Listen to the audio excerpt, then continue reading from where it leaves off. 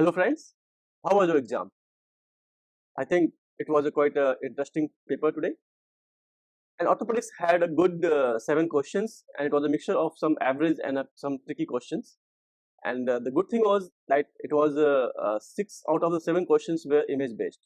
So today we are quickly going to revise the 7 questions, and we are going to give you the answers of it and with a sort of explanation why those are correct. Okay, so first question was, they have given this image and they asked what was the feature of this image. The information was that it was 13-year-old patient came to OPD and the growth of lower femur. So you can see here the growth is arising from a distal femur part of the bone, and it is basically at the diphageal epiphageal junction, and it was since 4 years, so it is a chronic condition tumor. So they have given a 4 features. So which one is correct? So if we talk about the tumors of distal femur, that we can see here, the diphageal metaphageal junction tumor, for 4 years the osteochondroma look like this. So if you compare this thing with the X-ray, this is the osteochondroma. And then if we talk about radiological features, this can be sessile and pedunculated. The pedunculated is always points away from the joint, and the tumor has a continuity with the native tissue, and the cortex and the medulla both have a continuation with the medullary cavity. This is a feature of radiological feature of these osteochondroma, and the cartilage cap is always present there, which has a radiolucency, which involutes, which disappear after skeletal maturity. So these are the radiological features. So the risk of malignancy is in osteochondroma is it can be first because of sessile lesion. The sessile lesions are highly risky to get a malignancy in the future, like osteochondroma can convert into osteosarcoma. And second thing is in MRI, if you can see the cartilage cap is more than 2 cm, it is a risk for malignancy increases. So these are based on these findings, the true answer was C. So this was the right answer. The Hallin cap more than 2 cm gives suspicious for malignant changes. So now next question. So they have asked that 45-year-old male came to emergency after road traffic accident. He has got fracture femur. So when he arrived to emergency, he is stable, conscious, vitals were normal, but he deteriorates within a 12 hour. He starts to feel dizzy. He got confused, and there are rashes all over chest and axilla. So what could be the cause? So if you talk about this question, it had the important thing is that there is a history of road traffic accident, and a fracture femur is diagnosis. And after 12 hours, he becomes symptomatic, and the symptom was dyspnea, and the chest symptom was there. But he also had a CNS symptom, central nervous system. He was confused, and then there was rashes over the chest and axilla. So if you think about these 4 points, you will easily can make a diagnosis of fat embolism. But the differential is it can be pulmonary embolism also. So I will give you the few features to differentiating features between fat and pulmonary embolism. The fat embolism, the features are, the first thing is hypoxia, which is very high grade hypoxia when SpO2 is less than 60%, and there is a CNS symptom, that is confusion, and they also have this type of bluish discoloration, petechial lesions over the axilla, chest and eyes, sometimes in eyes. These are pathognomic, they are very characteristic of fat embolism. So in this patient, it has these features, so the answer was fat embolism. But the differential is pulmonary embolism. Mostly pulmonary embolism happens in a post operative periods, and it involves chest symptom like dyspnea, but it also has a cardiac symptom like tachycardia. So pulmonary embolism, the features are dyspnea, the chest symptoms and tachypnea, and they also have a cardiac symptom like tachycardia. There are minor and major criteria to diagnose pulmonary embolism, but it is important just to remember these 3 features to differentiate between fat embolism by the CNS symptoms and by the petechial hemorrhages over the axilla and chest. So the answer was fat embolism. The third question they have asked, they have given you this X-ray where you can see there is a gap between acromion and clavicular end, and they have asked which ligament has injured in this type of injuries. So first thing is to make diagnosis that what type of injury it is. So if you can see the normal X-ray, this is a normal X-ray where you can see the acromion and clavicle. So acromion and clavicle has a contact, since they have in a close contact with each other, the gap is maintained. So as you can see here, so if you correlate this X-ray with the normal shoulder X-ray, this is the normal shoulder model, where you can see this acromion and clavicle joint are maintained with the help of multiple ligaments. One is a acromioclavicular ligament, second is a coracoclavicular ligament, and third is a coracoacromial ligament. So these are the three ligaments that are involved with the acromion and clavicle. So if you can again see the X-ray of injured shoulder, you can see the gap is increased. So it is a AC joint dislocation in which the two ligaments got injured. Which first one is acromioclavicular ligament, this joint, and second one is coracoacromial ligament, this one. Okay, so these are the two important ligaments which got injured. So the answer was acromioclavicular and coracoclavicular ligament. The next question, they have given you a scenario in which the patient suffered some road traffic accident and got injured to upper limb.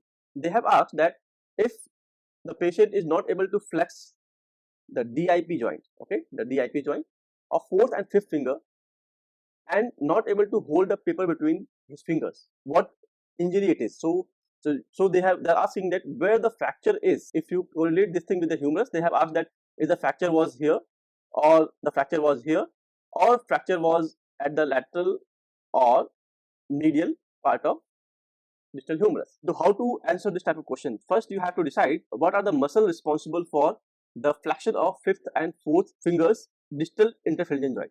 So distal interphalangeal joint flexion is caused by flexor digitorum profundus muscle. Okay, and this muscle is supplied by two nerves. If you talk, it is a habit muscle because it has two parts. One supplies fourth and fifth, and one part of the muscle supplies second and third. So fourth and fifth finger of flexor digitorum profundus muscle is supplied by ulnar nerve, and the radial half of the radial half of the muscle is supplied by the median nerve. So the question was for the fourth and fifth. So this movement is by flexor digitorum profundus of ulnar part of flexor digitorum profundus, which is supplied by ulnar nerve. Now, if you can see in this image, the nerve, which is the ulnar nerve, is in a close proximity with the medial epicondyle. So this is a medial epicondyle. Okay. So in a fracture of medial epicondyle, ulnar nerve can get entrapped and can cause ulnar neuropathy, which going to present as a inability to flex distal phalanx. And ulnar nerve also supplies the intrinsic muscle of hand, in which you adduct the fingers, so you are not able to hold paper between two fingers. So that's why, if you can see here, the medial epicondyle of humerus has a close correlation with ulnar nerve. That's why the fracture of medial epicondyle can cause ulnar nerve palsy. The next question was, they have asked if in emergency patient present with the pelvic trauma and he is bleeding and getting hypovolemic. So what could be your first step? Should you go for immediate external fixator or internal fixation, or should you go for blood transfusion, or should you put some pelvic binder? This is a type of pelvic binder when you tie a bed sheet or any heavy cloth around the pelvis and a tuberosity to compress the pelvic joint, pelvis space. So this question is a little tricky because these all things are important, but they are important in a sequence. As per ATLS protocol, you have to do primary survey according to ATLS. That is the first thing you need to do. That is looking for airway, breathing, and circulation. And then you can apply pelvic binder if necessary. So the question is, should in the case when the option is given to give blood transfusion or to tie a bed sheet around the pelvis or tuberosity to compress the pelvis joint, the answer should be blood transfusion, because that's going to be a very, very critical point, because the patient is going to lose more than 30 to 40% of the blood within 10 to 15 minutes of the time of the pelvic injury. So pelvic binder can help to decrease the volume and can create a tamponade, but but blood transfusion is first step towards maintaining these things in an emergency in a hospital. But the real thing is that before hospital, when the paramedics and paramedical people with the ambulance reach at the site of injury, they should put some pelvic binder, or they should try to put some compression over the pelvic and maintain it for until they reach in the emergency, and the pelvic binder should be continued. That is where the pelvic binder is very important, because you are not able to transfuse blood at that moment. But once the patient reaches in emergency, it is very important that blood transfusion should be started as early as possible, especially if the patient is bleeding and is getting hypovolemic. So hemodynamically unstable patient should get massive blood transfusion at very quick manner, like very urgent basis. Okay, then pelvic binder can help. depending upon the situation. And then the next option will be putting the external fixation to compress the pelvis joint. Then next question was that they have given a X-ray of some patient with a chest trauma, and the basically was you have to identify the number, the fracture of rib, and they have given that the fracture was from 4 to 6 or 4th rib to 5th rib or something like this. So the real trick of this question was that how you can identify the ribs of a patient in a trauma patients, and how you can calculate the which rib is involved. So I will give you a quick review that if you see the chest X-ray, here you can see a normal chest X-ray. This is a clavicle, and this is a trachea you can see here, and this is how one rib look like. This is a 5th rib, so it goes from posterior to anterior. So you can if you can see here. So this is the posterior part of 5th rib, and thus it goes around the chest to come anterior. So this is the anterior part of the rib. So this is just circling around the rib like this. So, okay. So this is what has been shown in this image. So this is the anterior part and this is posterior part. So you have to see around the vertebra that it is posterior, and then it's just end before the vertebra because the rest of part is cartilaginous. It doesn't look bony. It doesn't make that image in X-ray. It's radiolucent basically. So in the same way, if you can see here, so you can see this is a back. This is a back part of the rib, back posterior part of the rib, posterior part of the rib, and the same thing. This is anterior. So if you compare here, this is anterior. So now you can identify the posterior and anterior part of the rib and that particular rib. So the same rib has a posterior and anterior part which is visible on X-ray, and that is how it has this in this X-ray I have marked that how you can calculate the anterior one. Okay, so adjust the clavicle. If you can see the clavicle, just above the clavicle there is a first rib. This is the first rib of the chest. So this is the first rib, the posterior part, and then it's wrapped around the chest like this. So this is the first. Okay, and then it is a second. Okay, like this. Okay, so this is the first and second. So go on. So like second, and then it's third. This is third, and this is fourth, something like this. Okay, and okay. So this is how the important thing is that how to identify the rib, and and then you can see the fracture, and then you can calculate that which rib is involved and how much ribs are involved. Okay.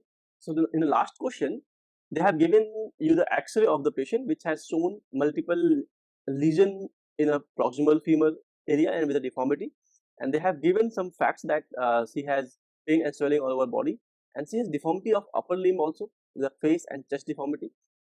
And bone scan was increased uptake for femur, humerus, skull, and rib. So this is a typical X-ray of fibrous dysplasia with a polyostotic fibrous dysplasia. As she also has a hypothyroidism, so endocrinal issues and rashes over her body. So these are the typical features for McCune-Albright syndrome, and it is very easily can be identified, and you can mark a question right by just remembering that the patient has skin, skeleton, and certain endocrinal organ involved with a fibrous dysplasia-like picture with a polyostotic. Okay, so that is what it is. So the important thing is that just to identify, as these are image-based questions. So McCune-Albright syndrome, there is a hyperfunctionality of endocrine. So it can be hypo or hyperthyroidism can be possible, and there is an overproduction of melanin. That's why these are capsulated skin macules. So these are the lesions over the skin. These are typical for fibrous dysplasia of McCune-Albright syndrome. And this is an X-ray which is typical featuring the fibrous dysplasia of femur, which is gradually softening the bone, and the bone becomes so soft that it bends around and creates a deformity of femur, as well as in the chest and head, skull. The second option given was Langerhans cell histocytosis.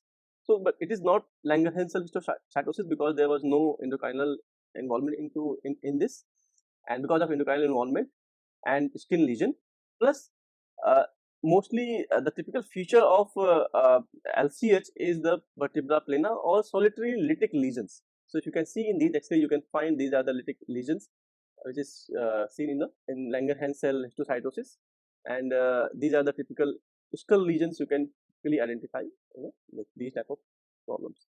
So this is not a fibrous dysplasia, so it cannot be McCune-Albright syndrome. So as per the question, the answer was McCune-Albright syndrome of this question. Okay, so these are all 7 questions with the answers. So I tried to explain you in a short manner that how you can get the correct answer, and can you clear your mind about what is right, what is wrong. But still, I believe I'm going to give you some detailed answer to these questions in the future videos. Okay, bye bye, take care.